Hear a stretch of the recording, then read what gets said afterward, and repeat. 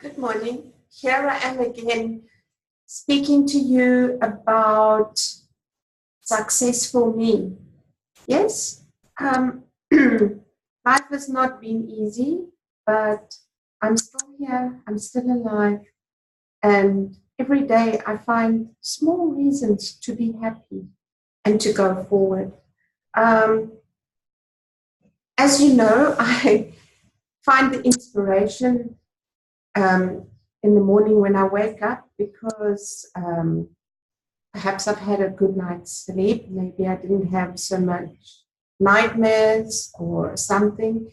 But usually when we wake up, we're at our freshest, we're at our most receptive, and a day full of bullshit hasn't begun.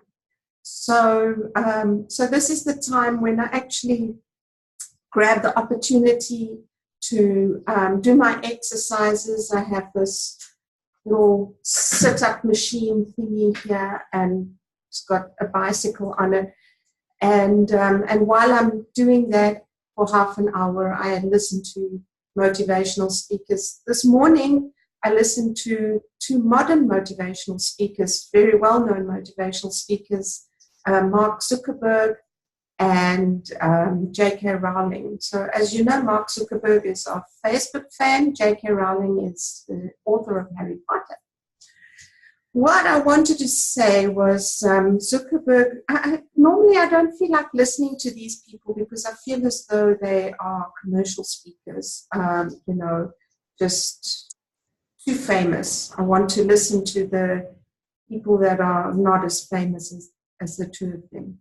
And hear what normal people have to say, because sometimes I just feel as though the very famous people have been schooled and told what to say. I might be wrong, especially with regards to a writer like J.K. Rowling. That inspiration comes from deep within. So those are more than likely their own words, their own style. I don't know. But anyway, I'm plagiarizing a little bit today because I want to share with you what these two great people spoke about when they were doing a motivational talk some time ago. Zuckerberg mentioned about success and about accepting failure. Both of them were speaking about failure as the building blocks of your future success. So Zuckerberg gave a lovely talk about a story. He actually shared a beautiful story about one of the old presidents, President John F. Kennedy, going to NASA, and there he met a guy with a broom sweeping away, and he said to the guy, "What are you doing?" And the man paused with his sweeping, and he said, "Mr. President, I'm helping put a man on the moon." I thought it was a sweet story because I immediately understood what this janitor was saying was that I'm not just a janitor. I work at NASA. I am part of the bigger picture. What he was saying as well was that everybody matters. Your name might not be known in the history books. Your name might not be known all over television, all over social media. But you are somebody and you do matter. And don't ever forget that. Right. And the second thing was J.K. Rowling. J.K. Rowling really went through a tough time. I mean, many of us have heard her story throughout the years. And one of the things she said, and I have to read it to myself again, I had to write it down over here. I just thought it was so, so valuable. She said that, I've gone and lost it now, and I've written it on my Facebook. She said that rock bottom became the solid foundation of her life. She had lost everything. She'd gone into an extremely short marriage. She'd had a baby. She just had lost her job. She had nothing except this story that she had started writing. So she threw herself into that. She made that her passion. And that was her rock bottom moment, a very dark time as she described it in her life. And at her worst, she became her best. And that is what I also want to tell you today, that when you really feel as though you are flat on the ground, go bake some cookies and give them to your friends and tell your friends, would you like to order cookies from me on a regular basis if you can bake? Write something, write a poem, write a story, write about your life. I have a book of about 200 or 300 pages already about my life. And it documents everything from about 2010 to current day, 2019. I haven't written every day, but I have written about some key things that have happened. And sometimes I go back and I read those and I think to myself, did I really go through that? Did